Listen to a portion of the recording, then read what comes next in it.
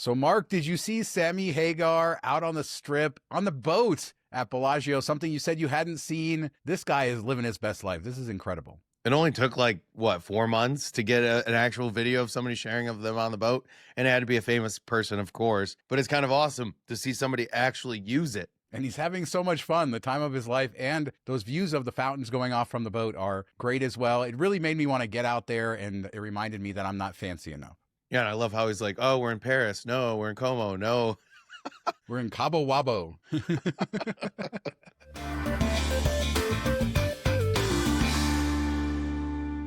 So, Mark, spring is here, although you would think it's summer based on the temperatures this week in the 90s, breaking records every single day. But it also means the spring display over at the conservatory is here. And this display is very special, Mark. We have a new character added. And I wonder why, but here it is, Bruno Mars, now officially, he got a street, he has his residency, his restaurant, he has everything, and now he has his display in the conservatory. Bought and paid. I mean, maybe we're low on the amount of money he's lost because this is getting kind of crazy. What do you think is the coolest? Like, what do you think is worth losing 50 million or whatever it is? The being in the Bellagio display, getting a street named after you, having a club, which one would you pick? I don't know. I mean, well, first off, I want to say that problem gambling is not a joke.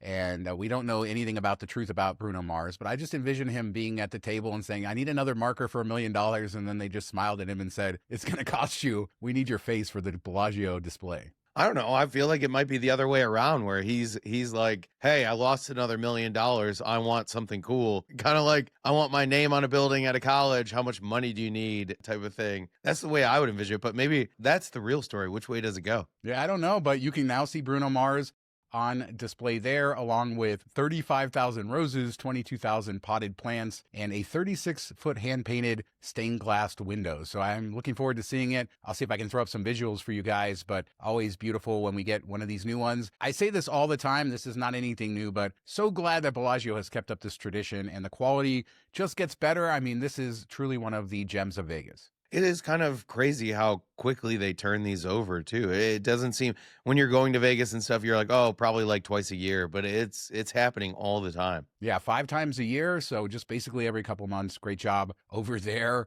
So let's talk about this viral video. This guy at Fontainebleau claims that he won $3 million, and that's why they kicked him out. And there's a video of him in the hallway, and there's security there. All security says is, we don't want your business any longer.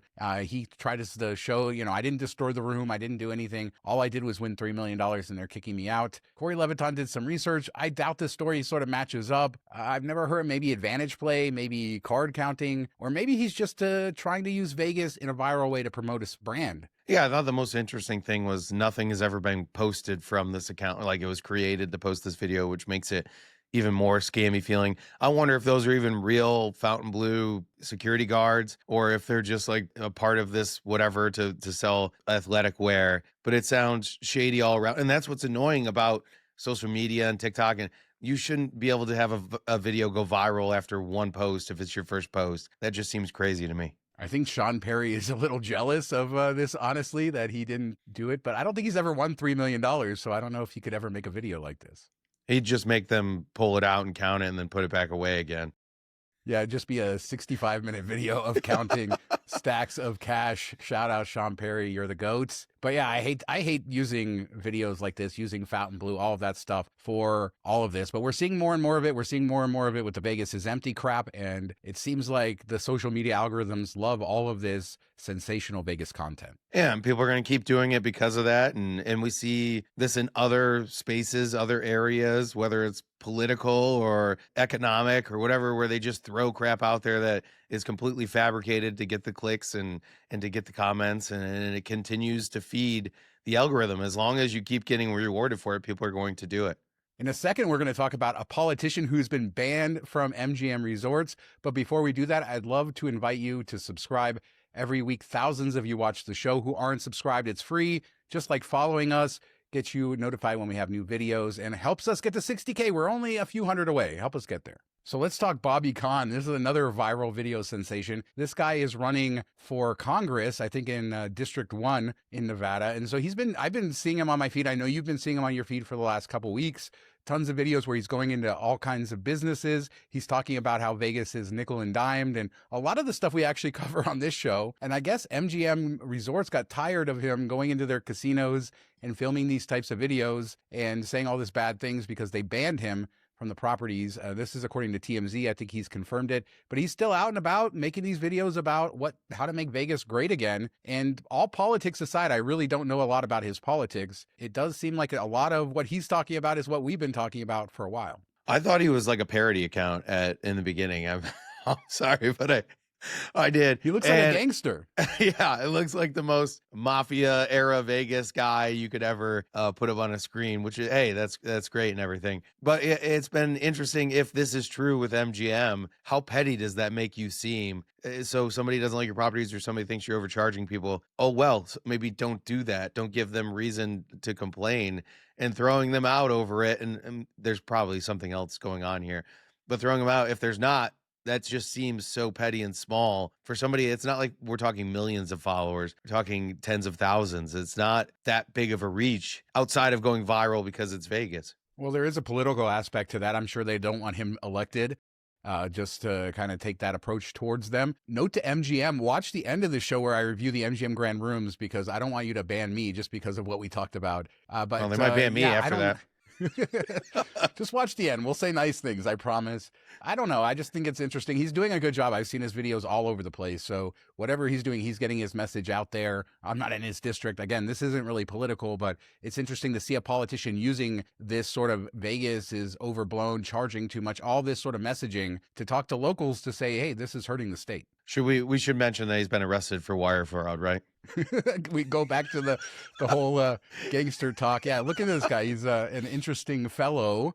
But let's talk some sad news for poker lovers out there. Resorts World has announced that their poker room, which was located in the weirdest spot in the entire place, very hard to find, is closing March 30th. It did open on June 24th, 2021 with the hotel, and obviously was the last poker room to open on the Strip. I think Aria before that. So yeah, it's really sad, but that will... that's just going to leave 8 poker rooms, Mark, after all of this. No, and I get that table games or slots can make more money per square foot than a poker room, but they're all putting them in these weird places that aren't going to be normal casino stuff. So I'm surprised that they can't make money off of the rake, or maybe just poker players don't spend enough money when they come. Because if they were making a little bit of money off the poker, but they're also dining, paying a lot for the rooms or something along those lines, I'm sure they'd keep it going. So there must be some type of formula when you put it all together that's just not worth it to them. Yeah, I wonder what they're going to do with this space. It's sort of off that first hallway that goes back. Maybe they could put a restaurant there. It's not really trafficked very much. I would have thought that would be popular for poker rooms. A lot of times they're thrown in the middle of like busy areas, and I don't know, they don't feel all that nice, but this was sort of dedicated there.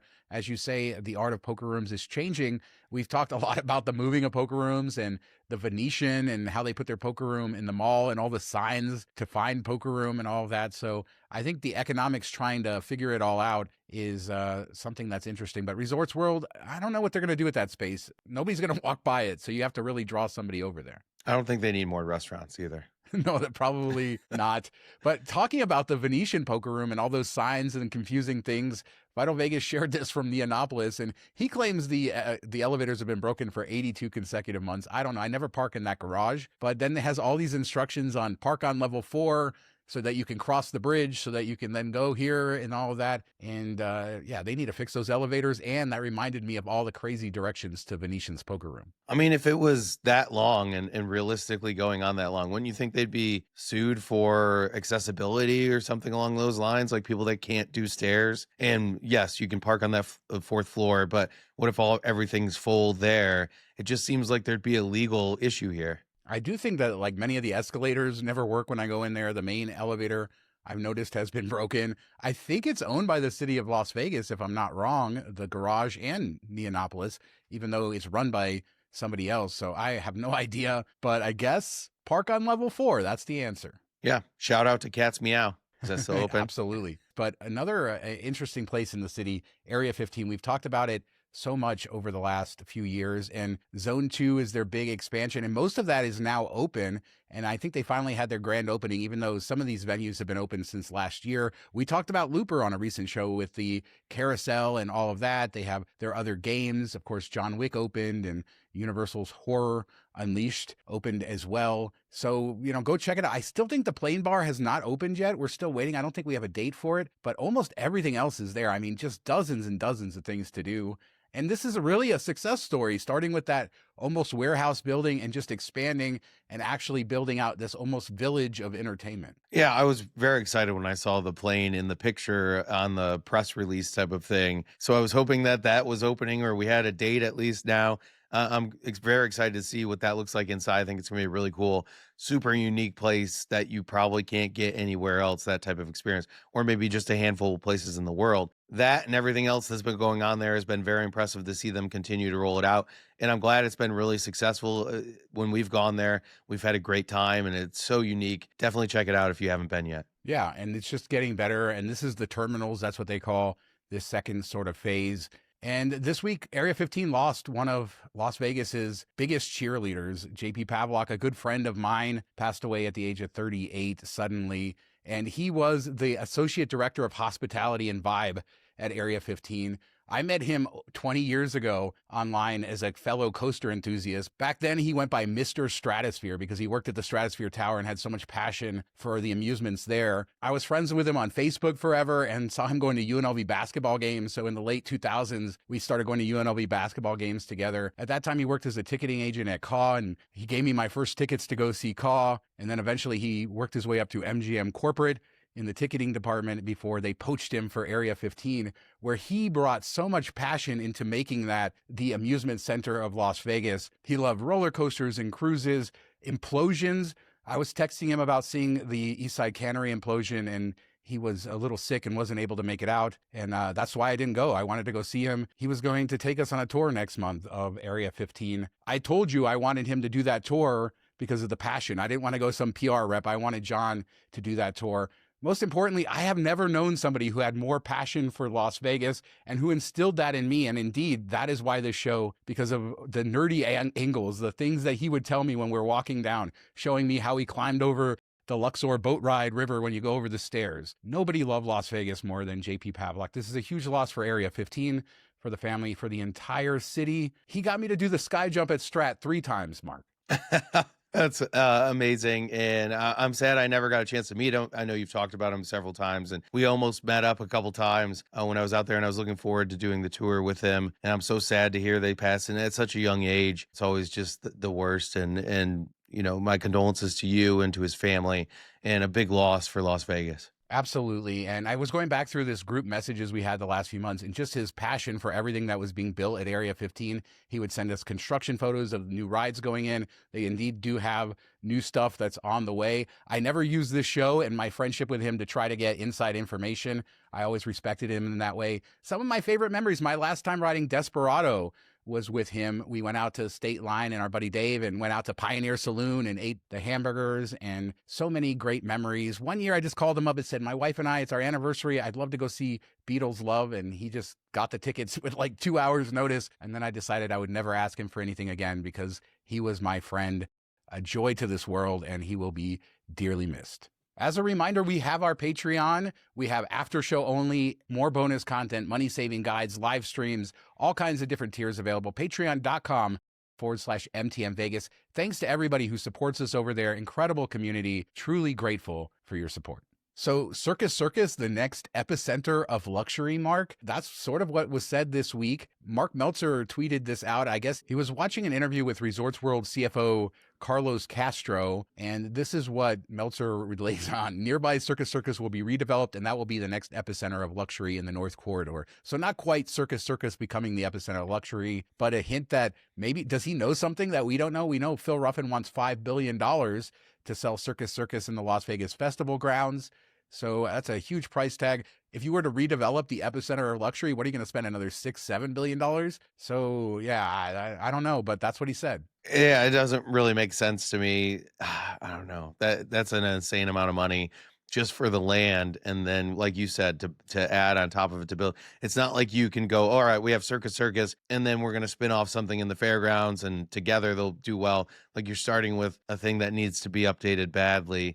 And I would be kind of sad if we lost Circus Circus and it became something else that's, high end, it just wouldn't be the same. I wouldn't mind Circus Circus getting some love, but I don't want it to be not anything like what it is now. Yeah, I also don't know the context here. Why wouldn't you say we're the epicenter of luxury on the North Strip of your resorts world? Again, I don't know all the context here, but I just thought it was interesting. We hadn't updated on the $5 billion sale and we haven't heard anything. I do agree with you. Circus Circus is a profitable casino. So not only are you going to tear it down, you're going to take a profitable business and have to spend tons of money in an area that hasn't really proven itself to be successful yet. There's rumors of maybe an NBA arena going on the land at Resorts World. So still some projects. LVXP could also be another NBA arena. So maybe still some stuff to bring you there. I am so skeptical of anybody paying that much money, even $3 billion for Circus Circus, and then having to build something new. I agree. I think maybe somebody buys it for cheaper, maybe just Circus Circus by itself, and then renovates it and makes it. Yeah, we need Circus Circus on the Strip for sure. And Phil Ruffin, 91 years old. What the hell are you doing? Sell it to somebody who cares. Give it to them for free, as long as they plan to make it better. I mean, if you look at his history, he has done something like this before when he sold Frontier for what he buy it. He bought it for like 158, 180 million, something like that, under 200 million, I believe. And then sold it 10, 11 years later just for them to knock it down. So it's not unheard of. Maybe not at the numbers we're talking here, but he's done it before. And better yet, he took that money from selling Frontier and he bought Treasure Island with cash, like 800 million or so dollars back when MGM was struggling. So yeah, Ruffin is not giving anybody Circus Circus for free. That was the joke. But I mean, 91, you could leave the legacy of making Circus Circus last another generation. Yeah, put all your money into Circus Circus. Just make it prettier. Yeah, I'm sure he cares about any of that. He just cares about what the balance sheet says at the end. But he hasn't been as bad a steward of the property as I would have thought. No, I think he's, put some money into it. We've talked about it a lot the last couple of years where he's definitely made some improvements. If he can bring the tram back, that would be perfect. Yeah, absolutely. On the next show, we're going to talk about this insane video from our buddy Mark Jackson showing a 90s Vegas, and it has an incredible shot of the tram. Oh my God, so many good things in there. We will talk about that soon, but let's talk about MGM. Have you seen this in your app? They have this Play More, Get More. I saw somebody share this on X, and it's a sort of a gamified challenge. Earn 12,320 tier credits, and then you get 120 in free play. And I'm sure it's probably different for different people. I don't seem to have this, but I haven't ever heard of these types of challenges with MGM. So I wanted to put it out there to everybody else. Is this new? What do you have in your account? Yeah, I mean, it's worth checking if you're going to Vegas soon or if you live in the area and see if there's something good. I know somebody commented on that thread. I think they got it like $10 or $20 after 1,200 tier credits. So there's going to be a wide range, kind of like a targeted offer, a mailer that you get for free play if you come and stay so many nights. I think it's going to be in something like that. And then you have to decide if it's reachable, if it's something that's worth it. If you're going to gamble it anyway, might as well activate this and take advantage. But I don't think any of these are going to be good enough to be like, all right, let's go make a trip because this is going to make it worthwhile. Yes, 12,320 tier credits will cost you far more than $120. They do also have their tier multipliers. Yes, as you say, this could be a way within a wider strategy to do better, but not something that you're going to want to go out of your way just to earn that. It's just not going to be worth it based on that. But let us know your offers if you have any down in the comments. Glad to see more of this going on, more of the maturation of Vegas loyalty programs. We see this elsewhere in the loyalty sphere all the time, and it's interesting to see all of this sort of converge together. So CMGM, I said something nice, and let me say something else nice. I got to stay at MGM Grand's renovated rooms, a Grand King room. This is the standard room in the sort of new towers. You do have the Studio Tower, which is the old Marina building, which has its own Red Rock, weird aesthetic that they did a couple years ago. But this wait. Who designed that? Like the other ones look great. And then they're like, you know what was that? What was the name of the room that had like the brown walls and the blue walls? Was it like Jonathan Jostle Suite? The Johnny Suite? The Johnny Suite. Did whoever designed Johnny Suite get to design this? It looks horrible. Mark hates that Red Rock design at MGM. I mean, I think they were going for something different. Those rooms are very small. Again, it's the old Marina Tower. So this is the oldest part of the building. I don't know. I like it's different. It's Red Rock, but definitely the grand rooms in the main tower. These are something different. And this is probably the best room product MGM Grand has ever had. And my biggest takeaway from walking in, got lots of videos and photos to show everybody. I really do like the carpet. So we'll start there. I wasn't sure in pictures and videos, but it feels fancier than it is. I would actually say that is the moral of the story of this room. And I've stayed in other hotel rooms like that. Hyatt Regency brand internationally will be very much like this, where they're not using the top end materials, but they make it look very nice and put together, well thought out. When I walked in the room, you got the fireplace on the TV. I just thought this was a very comfortable room. Bed is typical MGM, so what you'll see everywhere else. And I thought this was a way to sort of elevate MGM to say, hey, we're not a luxury property anymore, but you're going to get a really nice hotel room, sort of a Marriott sort of level hotel room, but nothing bad to say. I talked about the A's view on the last show, Mark, the stadium view. That's also going to be a selling point for some of these rooms too. Yeah, I think the design of those rooms looks fantastic, and they did a good job of kind of making it look modern, but also have a little bit of unique style to it, or not just like plain vanilla everything. And like you said, it maybe not the highest end, but it does look very high end. And I think that puts them right back at like upper mid-tier, top mid-tier type of property where they were for so long and had dropped down to maybe the bottom of mid-tier. So it's good to see them make that comeback. Yeah, and basically, if I had to recommend what MGM property to stay at in that mid-tier, it would be MGM Grand or New York, New York. Both of those rooms are very different. They're both themed in different ways. I really loved what they did with the New York rooms. Instead of trying to pretend to be something, they just leaned all into the New York aesthetic. You know, it kind of feels on the surface similar to Link, but just much nicer. But MGM, if you want something that feels elevated, you should absolutely do this. The walk-in shower, the bathrooms are fine. I think that it's just a good room at a good hotel. Now, obviously, some people, they love to debate how much of a maze this place is. And I just had this like thought that it's not much of a maze to me because I worked there and I've spent so much time there over the years. And so it just makes sense to me, but it is a giant property. And if you're going out to the pool, there's just long walks to get anywhere. Yeah, the casino's one of the most confusing. Caesars is the most confusing, but I would put this up there with that. And I've never stayed there, so I can't talk about like getting to the hallways and everything. But you have the basement, you have the casino area. There's a lot going on. And one last thing to talk about, the disco ball art that they have in the room. So they lean heavily into disco, which if people remember, Studio 54 was giant at MGM Grand. So it does have sort of a disco past. And that little disco ball wall art, I thought that was the coolest thing ever. Yeah, it looks cool. And a throwback to the history of the property. I really like that. Now, why I'm wearing sunglasses while I film that indoors, I have no idea. Some mysteries will be left to the universe. So let us know what you guys think about anything we talked about today. Resorts World's poker room closing, Area 15 and their expansions, MGM rooms, getting your targeted offers. Leave a comment down below. We do 3 shows a week, Mondays, Wednesdays, and Fridays. And I will be back in a couple days with another show. Thank you so much for watching. Talk to you next time. Have a good week, everybody. Stay away from those brown poopy rooms at MGM. Look like dirt. Red.